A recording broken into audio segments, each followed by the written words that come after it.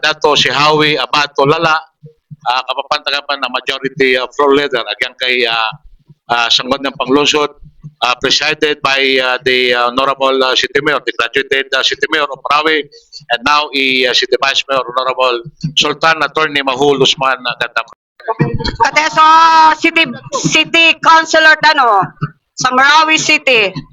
Mamang ni Tano sa update with the in current situation sa Marawi City.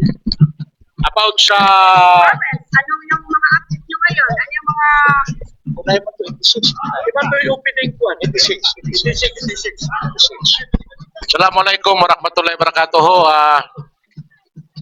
Geso bangsa niyo kuan kapapantagan na City Councilor si Sagyang kay Marawi. Yang pakay sa Sagyang kay babayakan about si Sagyang kay current event. Di manggulola iman to na geso first day agyang kay 86 around ng Marawi.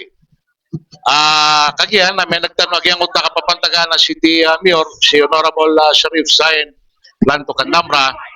Si ko formally kaya kay niyan si Sagyang kay mga activities formally kaya kay niyan si Sagyang kay amara niya na 86 around ng Marawi. In fact na eman to gawin na dineclared agyang kay city government sabab o kaya di tanong di kaslasla si Sagyang kay around ng Marawi miyaw ba ko so kaya kinibotan si Sagyang kay Marawi na dineclare amana niya na holiday sulang-ulangwan na mga opisina sulang-ulangwan na mga eskwela yang kailan niyo na mga float parade actually na mga prizes yan yang kailan niyo amana niya na mga competition biya kapon si ko 5 district because Marawi is composed of 5 district. We have the first district, the second, up to the fifth district na.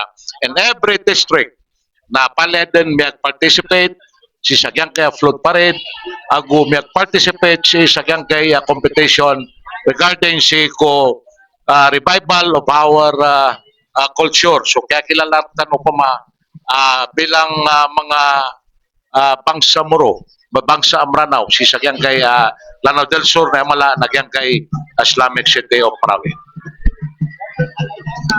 Sir, pwede rin that so full member?